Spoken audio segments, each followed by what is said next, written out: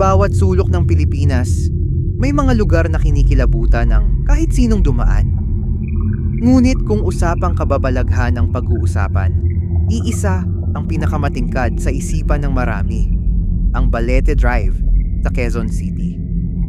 Sa kalsadang ito, maraming nagkwento ng pagpapakita, biglang pagkawala, at ang pinakakilalang multo, ang White Lady. Pero totoo nga ba ang mga kwento o gawa-gawa lamang ng imahinasyon?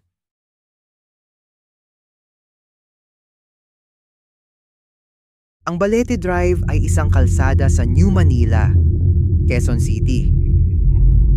Ipinangalan ito mula sa mga punong balete na nakapalibot sa lugar noon.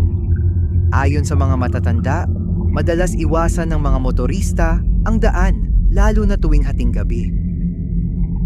Noong dekada 50 pa lamang, lumaganap na ang mga balita tungkol sa kakaibang presensya sa kalsadang ito.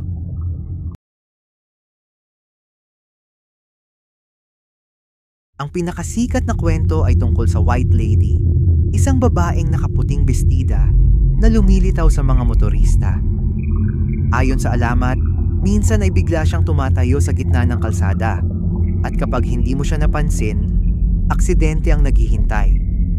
May iba't ibang bersyon kung sino talaga siya. Ang ilan, nagsasabing isa siyang babae na nasawi sa car accident. Ang iba, naniniwala na siya ay biktima ng karahasan, isang ginahasa at pinatay, na hanggang ngayon ay hindi matahimik ang kaluluwa. Mayroon ding nagsasabing isa siyang babaeng iniwan ng kasintahan at sa sobrang pighati, dito nagpakamatay.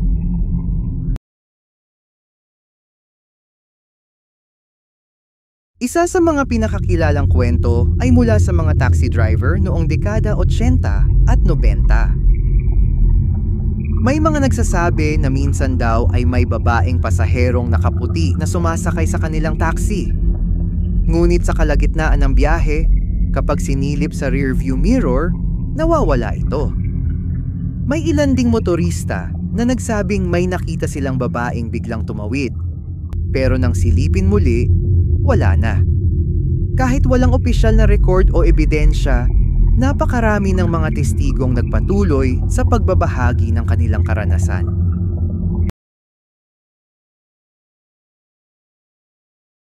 Hindi rin nakakapagtaka na ang lugar ay tinawag na Balete Drive. Sa kulturang Pilipino, ang puno ng balete ay matagal nang iniuugnay sa mga espiritu, engkanto, at mga nilalang ng dilim. Ayon sa paniniwala, ito'y tirahan ng mga lamang lupa at kaluluwang ligaw. Kaya naman, sa isipan ng mga tao, natural na ang lugar na ito ay naging pugad ng kababalaghan.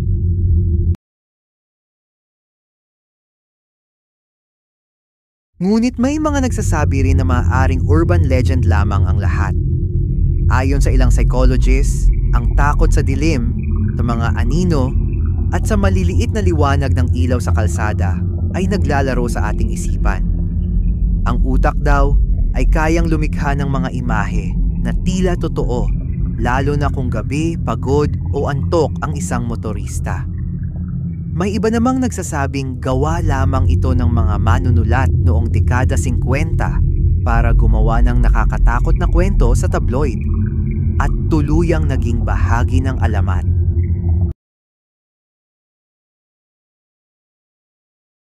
Ngunit kahit may mga paliwanag, hindi maikakaila na ang alamat ng Balete Drive ay nananatiling buhay hanggang ngayon.